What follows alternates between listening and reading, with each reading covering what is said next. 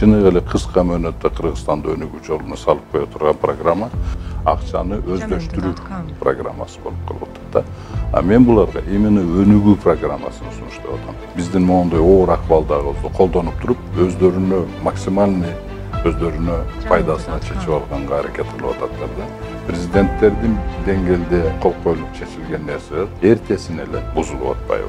Куралдык күчтөрүбүз да жок, дипломатиялык сөздөрүбүз дагы салмагы жок, өтүмдүү болбой атат дагы. Биз жазган ноталарды 1000 деп жазса деле алып туруп эле мусордук челекке таштап коюп эле ошону менен мындай талатпай атат да. Biz bu Bakkенеле обласына алып турган болсок, бизде 6 чоң дарыябыз бар, ошонун 5%-ын деле иштетпейбиз да. Калгандары 70-90% аны кылып Өзбекстан менен Тажикстанга алып кетип, тез арада антикризистик, тез арада кыска мөөнөттө Кыргызстанды толугу менен жакшылыктан чыгарып, өнүгүү жолуна салып кое турган программа бар деп, ушуну элге жана бийликке жеткиргим келет.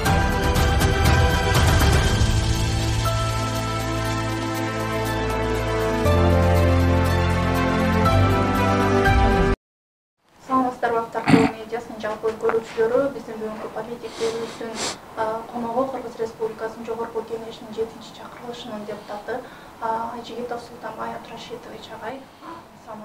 Саламатсыздар. Сиз буга чейин сиз Кыргызстанда 5 жылдын ичинде өнүктүрүп кетсе болот деп айтып келгенсиз да. Бирок негедир парламенттагы, өкмөттөгү кандайдыр бир саясий оюндардан бошобой жаткандай да. Эгер ушундай темпте улана берсе, Кыргызстандын өнүктүрүү сиздин айтып жаткан долбооруңуз канчалык деңгээлде реалдуу болот деп ойлойсуз? Биринчиден ошол жанагы өзүм долбоорум жана программам жөнүндө кыска айтып кетейин. Бул долбоордун программасынын үстүнөн мен 94-жылдан бери иштейм. Ошол 94-жылдан бери болсо бүгүнкү күндө 26 жыл болуп тур почти. Ошол 26 жылда ушул программаны иштеп чыгып, азыр мындайча айтканда конкретный бүт бар жогу иштелип чыгып, азыр ишке ашырганга аракет кылып атам да. Ага чейин деле депутат боло элегимде деле ошону аракет кылып атканмын. Азыр эми депутат болуп, депутаттын позициясынан аракет кылып атам да ошону ишке ашырганга. Анын негизги маселе Кыргызстаныбызды мындайча айтканда Кыргызстаныбыз өнүгүүсүнө бүт барды шарты бар да. Бүт шарты бар. Аны мен көп айтып кеттим. Ошол менин программам боюнча ошол шарттарды колдонуп, Кыргызстаныбызды 5 жылдын ичинде толугу менен жакырчылыктан алып чыгып кетип, ал эми Кыргызстаныбыздын экономикасыны тез, ылдамдуу жолго салып койгонго ошондой шарт бар да, ошондой программа. Бизде азыр карабайсыңарбы, биздин Кыргызстаныбызда аябай эле көйгөйлөр көп да. Граница, жакырчылык, андан тышкары жана жумуштардын жайы, экономикабыздын 30 жылдан бери өнүкпөгөнү, жылдан жылга жанагы кедейчилик өсүп келе жатканы, мындайча айтканда толтура экология проблемалары, аябай толтура да көйгөйлөр. Ошонун баардыгын четинен коюп туруп чече турган болсок, бизге 100 жыл керек болот да мунун баардыгын иштеп. Бирок аны баардыгын бирдей чечсе болот да, ошол көйгөйлөрдүн баардыгын бирдей чечсе болот. Ошол менин программам ошол көйгөйлөрдү бирдей чече тургандай, болгондо да кыска мөөнөттө 5 жылдын ичинде ушул көйгөйлөрдүн баардыгын бирдей чечип, Кыргызстанды ылдамдуу, тез өнүгүү жолуна салып койсо болот да. Бул программамды мен Жээнбековго дагы өз багында сунуштаганмын. Жээнбеков бирок жанагы шайлоодон кийин ошону ишке ашыралы деп жүрүп, ал өзүңөр билесиңер шайлоодон кийин эмне болгон. Андан кийин мен Садыр Нуркожоевичке деле, азыркы президентибизге деле сунуштагам. Азыркы бийликке азыркы президентибиз Садыр Жапаров муну жактырып, былтыр мен биринчи жолу августта, 21-жылы августта сунуштаган болчумун. Анда Марипов премьер-министр эле, ошондо Садыр Нуркожоевич жактырып, Мариповго айткан болчу. Ушуну жалпы Кыргызстан боюнча болбосо дагы экспериментально кылып Баткен облусуна экспериментальный пилотный кылып ошол жерден баштагыла деп мындайча айтканда буйрук берген да. Ошол буйругу аткарылбай келатат. Андан кийин өзүңөр билесиңер, Премьер-министр деген должность жоқ болып, кабинет министрдің жетекчisi деген ошондой жаңы эме структура өзгөрүп, өкмөт өзүнөн жаңы азыр Акылбек Жапаров келди. Мен мына 2 ай боло элек Садынур Кочоевичке кайрадан кирип ушул презентацияны кайрадан өткөрүп, дагы сүйлөшкөндө ал Акылбек Жапаровго деле жаңы өкмөткө деле ошондой эле поручениени берген, ошондой эле буйрукту, бирок бүгүнкү күнгө чейин ал ишке ашпай келатат да.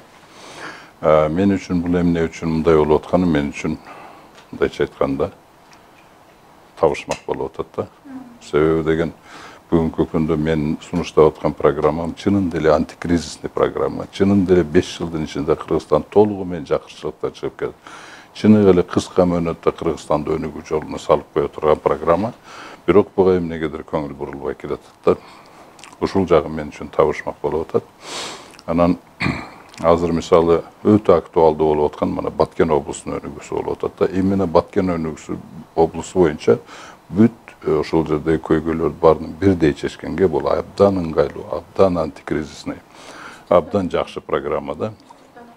Анан эгер биз муну жалпы мындай айтып кете турган болсок, бул программа мындай да. Биринчи кезекте элдин реалдуу акча кирешесин көбөйтүү. Эгер биз бул программаны ишке ашыра турган болсок, ал где-то бир жарым жылдык даярдыкты талап кылат, даярдыкты. Анан кийин жарым жылдан кийин ишке ашыра баштаганда эле жылдан жылга эмес, айдан айга эл кескин түрдө тиричилиги оңолуп келатканын сезет да.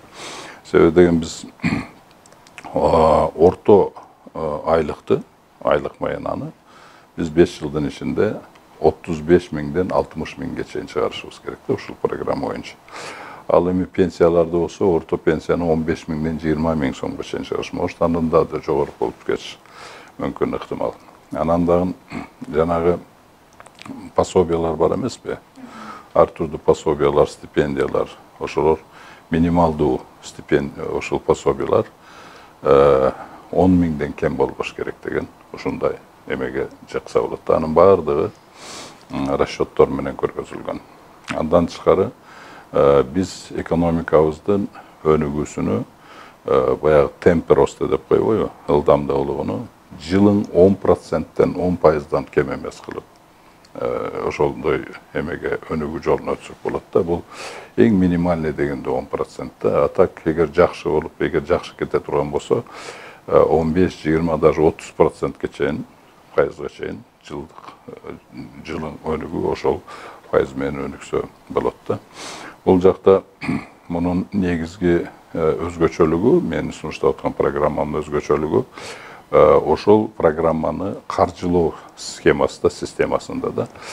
Азыркы программалар түзүлүп аткан программа ошол эле Баткен облусунун өнүгүү программасында ал жерде мындай да, акчаны алып туруп эле, бир иштетип туруп эле, ошону освоение кылып, өздөткөндөн кийин ошону менен эле бүтүп калып атат да. Мындайча айтканда азыр мына жылың 600 миллион, 500 миллиондон жумшап жатабыз деп атат, жумшаганы турат. Андан тышкары Дүйнөлүк банк 50 миллион доллар, 52 миллион доллар сарптап атат. Андан тышкары АБР, башкалар да ошондой акчаларды Баткен облусуна сарптаганга даяр болуп турат да. Бирок азыркы болуп аткан программалар менен азыр өкмөт сунуштап аткан программа менен бул акчалар бир эле колдонуп туруп, ошону менен жок болот да. Вот. А мен сунуштап аткан программа ошол эле акчаларды киргенден кийин ал айлана баштайт да. Айлана баштайт. Ошондуктан мисалы 500 миллион сомду эле эгер баштай турган болсок Баткенде, ал бир эле кирип жок болуп кетпей, 4 айланганда деле уже мындайча айтканда 2 миллиард сомдук иш бүтүп атат да, 5 миллион сом менен. Ал эми жанагы Дүйнөлүк банктан эгер 50 миллион долларын ала турган болсок, ал 4 жолу жок дегенде минимум 4 жолу айланыш керек да. А так жакшы иштеп кетсе 10 жолуга чейин айландырса болот ал акчаны. Значит, минимум эгер ошол Дүйнөлүк банктын эгер акчасыны менин программам боюнча, ошондогу каржылоо схемасы, системасы боюнча эгер каржылай турган болсок, Баткен облусунун өнүгүүсүнө 4 жол айланганда эле ошол 50 миллион доллар менен 200 миллион долларлык ишти бүтүрсө болот да. А эгерде 10 жол айлана турган болсо, значит аны менен почти ошондо 500 миллион долларлык ишти бүтүрсө болот. Ошол мындайча айтканда өтө эффективдүү да. Но бирок муну ишке ашырганга эмнегедир шашпай ататтар да. Мен муну өкмөттүн эмесин бул жагына мен критикалап келатам. Жалпы эле жүргүзүп аткан эместен айрыкча мына Баткен облусу боюнча кылып аткан программасын деле мындай программасы мындайча айтканда жок деле эсептесе болот да. Себеби программа эмес, өнүгүү программа эмес эле. Ошол акчаны, бөлөнгөн акчаны өздөштүрүү программасы эле болуп калып атат да. Өнүгүү программасы эмес, акчаны өздөштүрүү программасы болуп калып атат да. А мен буларга именно өнүгүү программасын сунуштап атам. Ошондуктан бул абдан маанилүү. Бүгүн силерге дагы мен ыраазычылыгымды билдирем. Мындай мүмкүнчүлүк берип атканыңарга ушуну мен элге жеткиришим керек, что альтернативдик тез арада антикризистик тез арада кыска мөөнөттө Кыргызстанды толугу менен жакырчылыктан чыгарып, өнүгүү жолуна салып кое турган программа бар деп, ушуну элге жана бийликке жеткирип келип турат. Ушуга эле улай, сиз буга чейинки демилгелеп келген ири долбоорлордун бири текеси секирик долбоору да, ушул долбоор боюнча дагы кыскача токтолсоңуз. Эгер бул ири долбоорду айта турган болсок, бул ири долбоорду мен 2005-жылы эле 2005 жылдан бери айтып келатам. Ал ири долбоор ал Разаковдун убагында эле болгон долбоорду мен просто 2005 жылы жана курултайда губернатор болуп шайлангандан кийин ошону көтөрүп, жандандырып, ишке ашырганга аракеттенип атам да. Ошол мындайча айтканда концептуальный программасын түзүп, долбоорун түзүп, ошону ошол 2005 жылдан бери ишке ашырган. Анын кыска эмесин айта турган болсок, ал жерде Сок дарыясына тосуп туруп, тосконго жараша, значит, дамба кылып тосуп туруп, Баткен өрөөнүнө ошол сууду алып келүү да. Ошондо, значит, одновременно бир эле заматта ГЭС да курса болот, 160 мегаваттык, бул мындайча айтканда Баткен облусунун толугу менен арзан электр энергия менен камсызганга жетишиктүү, кубаттуулугу жетишиктүү ошондой ГЭС курулат да. Андан тышкары 23 километр 30 куб секундасына бата турган канал курулат. Ошол канал менен келип турган ошол Айгүл таш деген жерди баарыңар эле билесиңер, ошонун үстүндө 210 миллион куб суулук бата турган ошол жерде суу сактагыч курулат. Анан ошол суу сактагычтан анан ошол Баткен өрөөнүнө суу жеткирилет. Ошондо 70 000 гектарга жакын жер өздөштүрүлөт да. Бул эми калганын өзүңөр эме кылсаңар болот. Кандай бир эле Баткен облусунун өнүгүүсүнө эмес, жалпы Кыргызстандын өнүгүүсүнө. Эмеде андан тышкары ал программа жөн эле суу жеткирүү эмес, ошол Баткен өрөөнүн ошол 70 000 гектарды системдүү түрдө өнүгүүгө, айыл чарба менен байланыштуу өндүрүштү, ошону менен байланыштуу туризм жана башка социалдык жана башка программаларды системдүү түрдө ошол жерлерди өнүктүргөнгө багытталган проектте. Бул жөн эле суу алып барыш эмес. Ошондуктан анан ал бардыгы эле айтат, ал көп акчаны талап кылат экен. 24 миллиард сомду талап кылат да, бирок андай акча бюджетте жок деп атат. Мен бирок айтып атам, анын деле өзгөчөлүгү жанагы каржылоо схемасында, системасында да. Ал жерде ошол жердеги алтын кендерди азыр биздин президентибиз айтып атпайбы, алтын кендер бүт бардык Кыргызстандын кызыкчылыгына, Кыргыз элинин кызыкчылыгына иштеш керек деп. Ошол жердеги алтын жылга деген кен бар, ал жерде 22 тонна запас алтыны бар. Ошол кен менен байланыштырып схема түзө турган болсок, биз ал акчаны жөн эле тапсак болот да. Ошондо бюджеттен бизге эмне керек болот? Ошол иштерди уюштуруу иштерине, анан кийин жанагында изилдөө иштерине эле, уюштуруу жана изилдөө иштерине эле жумшалган акча керек болот да бюджеттен. Калганын ошол алтынды иштете турган болсок, ал өзүнчө бир схема, өзүнчө деле эме кылса болот. Мындайча айтканда, ошону мен толугу менен эле бир эле эмеге жеткире турган акча эмес, ал жерден ошо теке секирик сыяктуу 4 эмеге проекттерге чыга турган акчаны тапса болот да. Эми кыска ошонун схемасын айтып кете турган болсок, ошол 22 тонна алтын жылга кенини, алтын кенини эгер иштете турган болсок, мисалы ошол убактарда мен 2006-жылдар Кытайлар менен сүйлөшкөндө, Кытайлар ошого даяр болгондо, эгер 30-70 кылып, 70% Кыргызстандык, 30% үлүш Кытайлардык болуп туруп, ошол жерде иштете баштаганыбызда, анан кийин өзүбүздүн 70% үлүшүбүздү күрөөгө коюп туруп, $300 миллион бизге бергенге даяр болчу да, Кытайдын эмелери. Ошондон кийин биз одновременно, значит, алтын жылганы дагы иштеткен болобуз. Болгондо да 30-70 болуп, биздин үлүшүбүз 70 болуп. Ошол эле кезде теке секирик долбоорун ишке ашырып, бир моментте ошону бир эмеде параллельно ошону кылса болот да, мындайча айтканда. Ал жерде болсо биздин эмебиздин алтын жылганын 22 тонна бүгүнкү баалар боюнча $1,5 миллиард алтын жатат ал жерде. Биз болгону $300 миллион сурап атабыз да. Аны эгер биз өзүбүздүн 70% үлүшүбүздү эгер күрөөгө коюп туруп ала турган болсок, анда биз бир эле мисалы теке секирик эмес, башка эмелерге деле ал жерден күрөөдөн коюп туруп алсак болот да акчаны.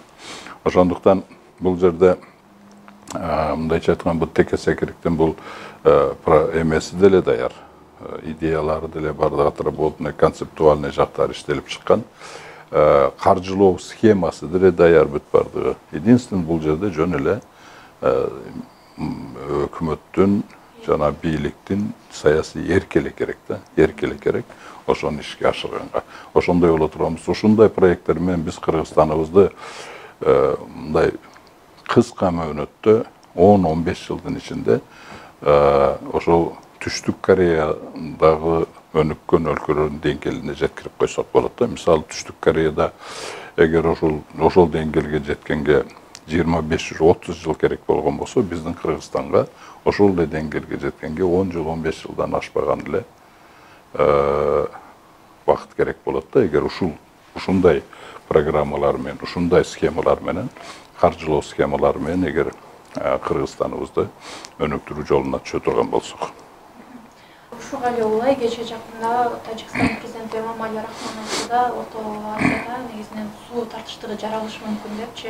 Анан кийин бул неден кабар берет? Ансы деле баягы чечилбей жаткан чек ара көйгөйү болуп жаткан ошол өлкө менен биздин ортодо бир кандайдыр бир пикир келишпестиктерди жаратпайбы бул? Бул жөнүндө теке секирик менен байланыштуу деле мындай да. Мен биринчиден мындайды айтып коюшум керек да. Суу проблемасы дүйнө жүзүнчө боюнча проблема, бул дүйнөлүк тенденция. Жылдан жылга суу дефицит болуп баратат. Ошондуктан бүт бардыгы чыр-чатактар ошо суудун тарабында болушу. Айрыкча биздин Орто Азияда суу проблемасы аябай чоң. Ошондуктан биздин жанагы Казакстандык биздин туугандар ошого көтөрүп атпайбы, жанагы арал проблемасын көтөрүп ошол жагынан. Анан мен дагы бир нерсени айткем, бүгүнкү күндө суудун жетишпегендигинен эмес, ошону үнөмдүү иштетпегендигинин проблемасы болуп атат да, мындайча айтканда.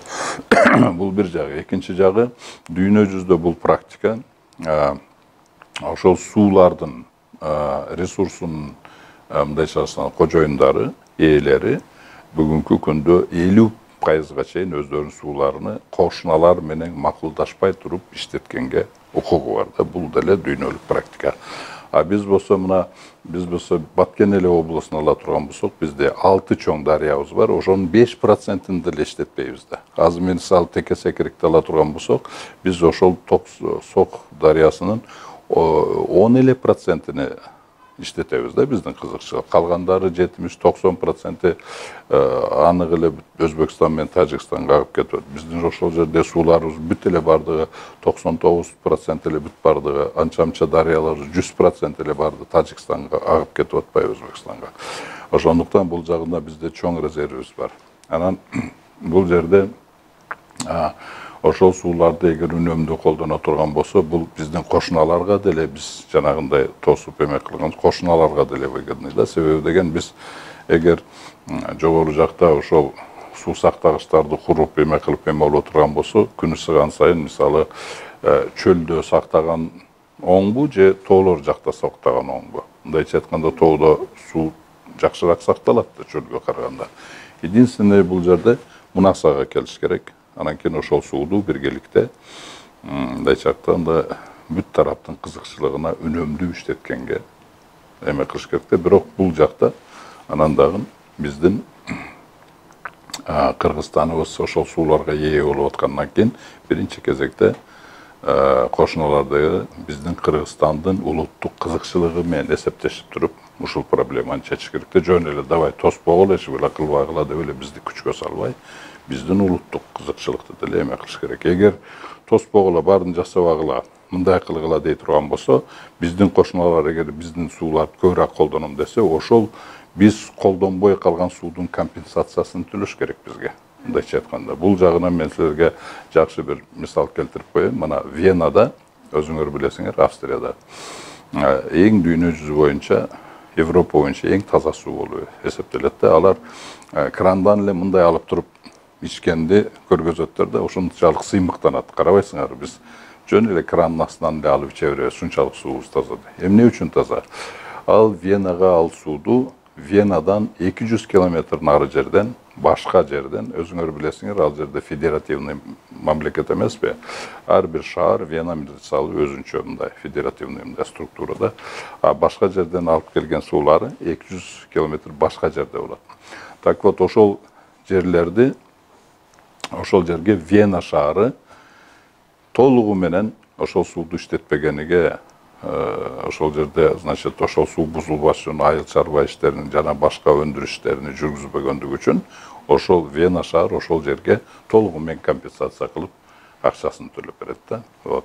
Даже ошол жерде карабайсыңар, ал жерде бир эле айыл чарба иштер эмес, мисалы ошол жерде токойлор жыгылып кала турган болсо, ал жерде да Альпы да, тоолор да, ошол жерде жанагы естественный фильтр, табигый фильтри бузулбаш үчүн дарактарды жыгылган, шамалга же бирдикке жыгылган дарактарды мындай сүдүрөп түшпөй, канатный жол куруп туруп анан кийин түшүрүп атпайбы. Карабайсыңар, ушунчалык сууга маани береттер да, булар ушунчалык берет. Анан ушунчалык маани берип туруп, жанагы ошонтип канатныйга эме менен түшүрүп, ошонтип ошол жердегилер сууду ошонтип сактаганыга компенсация төлөттөр булар. Ошондуктан бул жерде деле ошонтип чечсе болот. Мунун баардыгы жанагы мамлекеттер амбициясын эме кылып, ким күчтүүрөөк, ким эме деп туруп эме кылбай, мисалы Тажикстан менен ортодо Кыргызстан бизге утур эле өзүнүн күчүнү көргөзгөнгө аракеттенип атпайбы, бул туңгуюк жол.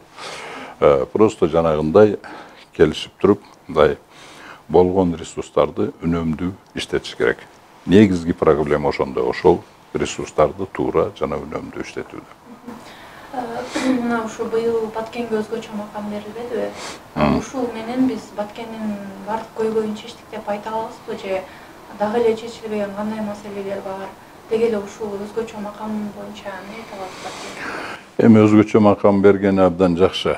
Бирок ошол өзгөчө макамды мындайча айтканда бул жакшы, бул кандайдыр бир деңгээлде Баткен облусунун проблемаларын чечет. Бирок Баткен облусунун проблемасы муну менен мындай толук эмес, жарты эле чечилип калып атат да, мындай толук эмес. Ал эми Баткен облусунун толугу менен ошол эмесини чечиш үчүн биринчи кезекте мындай да баягы орустардын эмеси бар. Прилив поднимает все лодки одновременно деген. Ошондой программа. Жана мен өнүгүү программасын айтып атпадым беле. Ошол программаны ишке ашмайынча биз Баткен облусун эч качан өнүктүрө албайбыз. Ошол келген акчаны жеп коюп, жеп коюп эмес, өндүрүп, эчтекени эгер честный болуп, бүт бар жогу ачык жарык болуп туруп, ошол азыркы болуп аткан программа менен ошол акчаны өндүргөндө деле анча эме болбойт да.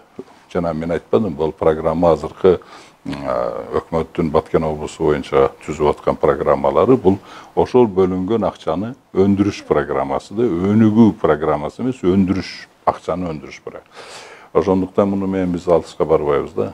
Обязательном порядке жанагы мен сунуштап аткан программаны экспериментально кылып Баткен облусуна ошол жер киргизиш керек. Анан кийин ошолду өздөрү көрөт. Ушул үлгү болот да, анан кийин ошол үлгүнү башка Кыргызстандын башка аймактарына деле колдонсо болот. Кече жакында эле чек арада кайрадан ого атышуу болду да. Анан кийин бизде канча 4-5 президент келсе деле ушул чек ара көйгөйү Баткендеги эң көйгөйдөн калып келет да, чечилбейчи. Эмне себептен ушул чек ара маселесин чечүүдө кандай эрк керек бизге? Саясий эрк керекпи? Же дипломатиялык жол менен чечсе болобу? Же мисалы 2 күндүн биринде эле ушинтип жоокерлерибиз же жөнөкөй элибиз кандайдыр бир запкы жей береби ушул көйгөйдүн айынан? Бул жерде мындай да, мен ойлойм, бул жерде биздин кошуналар, Тажикстан тажик тарабы биздин моундай оор акыбалдагыбызды колдонуп туруп, өздөрүнө максимальный өздөрүнө пайдасына чечип алганга аракет кылып ататтар да. Анан ошондуктан жана провокациялар илгери мисалы ал жердеги жер талашыш, суу талашыш сезонный боло турган болсо 1 жылда бир эле болчу. Анан ал проблемалар айыл өкмөтүнүн эле деңгээлинде, өтүп кетсе акимдин деңгээлинде, болбой кетсе губернатордун эле деңгээлинде чечилчү да. Ал эми табигый эле жанагы суу талаш, жер талаштын аркасынан болуп аткан иштер. Но бирок бүгүнкү күндө бул күндөлүк угроза болуп калбады. Күндөлүк конфликт болуп атпайбы. Бул деген Тажикстан жагынан мындайча айтканда мамлекеттин деңгээлинде жүргүзүп аткан саясат. Ал жанагы кылып аткан иштер болсо, Тажикстандын атайын кызматтарынын атайын жүргүзүп аткан операциялар. Бунун бардыгы эмнеге эме болуп атат? Ошол жерде бүгүнкү күндө границалар такталбаганын артынан ошол жердеги границаны, чек араны ошол жердеги жашаган эл эле коргоп турат. Ошондуктан алардын максаты ушул провокациялар менен, ушундай психикалык давление, физикалык жанда согуш ачканга чейин барган атышууларга барган ушундай физикалык басымдары менен ошол жердеги элдин психикасын басып, жанагындай эркинип басып, анан кийин ошол жерден көчүрүп чыгарып берүү максатын деле эме кылып турат да. Ошондон кийин жанагы соймо жолдору менен эме кылгандарын жолу болуп атат да. Эмесе ошол жерге ошондой провокациялар жүргүзгөндөн кийин мисалы жөн эле солдаттары кечээ болгон эмеде Булак башы эме Баткен районунда жөн эле солдаттары адашып кирип кетсе, чегинип эле чыгып кетсе болот да. Жок, кирип туруп ок атышууга чейин барып, артынан анан кийин оор техниканы, куралдарын алып келип, бул атайын даярдалган нерсе да. Ошондуктан мен тажик тарабына деле айткым келет, бул туңгуюк жол, буну менен чечилбейт эчтеке. Булар азыркы күндө айрыкча могу дүйнө жүзүндө ушундай кризис болушундай болуп аткан жерде биз кошуна элдер, илгертен да кошуна болуп жакшы жашап кеткен элдер мунаса кылып кандайдыр бир жакшы жолдорун эме кылыш керек да. Бул бир жагы. Экинчи жагы мисалы дипломатиялык жол менен эме дейт да. Дипломатиялык жол менен чечсе болот. Качан дипломатиялык сөзүң өтүмдүү болот? Эгер артыңда байлыгың турса, экономикаң күчтүү болсо, анан кийин куралдуу күчтөрүң күчтүү болсо, ошондон кийин сенин дипломатиялык сөзүң өтүмдүү болот, салмактуу болот да. Бүгүнкү күндө артыбызда экономикабыз да жок, күчтүү куралдуу күчтөрүбүз да жок. Мындайча айтканда, ошондой күчтүү куралдар жоктуктан, ошондуктан биздин дипломатиялык сөздөрүбүз дагы салмагы жок, өтүмдүү болбой атат дагы. Биз жазган ноталарды миңдеп жазса деле алып туруп эле мындайча айтканда мусордук челекке таштап коюп эле ошол менен мындай тоботпой атат да. Карабайсыңар, ошондой эме келишим болуп бир эле бийлик, жергиликтүү бийликтин деңгээлинде эмес, президенттердин деңгээлде кол коюлуп чечилген нерселер эртесин эле бузулуп атпайбы? Карабайсыңар. Ошондуктан бул жагынан эгер биз ошону оңдойбуз десек, Баткен облусунун биринчи кезекте өнүктүрүш керек. Аны үчүн жана мен айткан программаны ишке ашырыш керек. Ошондон кийин бүт бар жол көйгөйлөр чечилип эме болгондо, экономикасы күчтүү болгондо, ошол жерде элдин жашоо тиричилик күчтүү, ал жерден эч ким көчүп кетпейт, анан кийин экономикасы өсө турган болсо, ошол жерде куралдуу күчтөрүбүз дагы күчтөнөт дагы ошол жерде. Анан кийин дипломатия жолу менен чечсе болот. Буну чечмейинче биз эч качан биздин экономикабызды өнүктүрүү жолун элибиздин жашоо тирикшини көтөрмөйүнчө бул проблеманы чечиш аябай кыйын болот. Президент Садыр Нуркожоевич дагы ошо өкмөтүн аяктаганга чейин чегара маселесин чечип кетем деп айтып жатат да. Ушул ниетти ишке ашат деп ойлойсузбу сиз? Аны менин программамда мына колдоп берди. Саясий эрк көргөзүп туруп, ушуну ашыргыла деп туруп менин программам колдоп берсин. Ал чынында эле мына 5 жылдын ичинде ошол көйгөйлөр чечилет. Бир эле Баткен облусу, Кыргызстан боюнча деле жана көйгөйлөрдүн баарын чечсе болот. Ошондуктан Садыр Нуркожоевичке бул жагынан саясий эркинелик көргөзүп, ушул мен сунуштап аткан программаны колдоп ишке ашыра турган болсок, анда жанагы максатына өзүнүн мындайча айтканда кыялданып аткан максаттарына жетсе болот. Рахмат агай, атайын убактыңызды бөлүп биз менен маек курганыңыз үчүн. Ал эми биз бүгүн политик берүүсүн жыйынтыктайбыз. Берүүсүн кийинки чыгарылышында жолукканга чейин саламатта калыңыздар.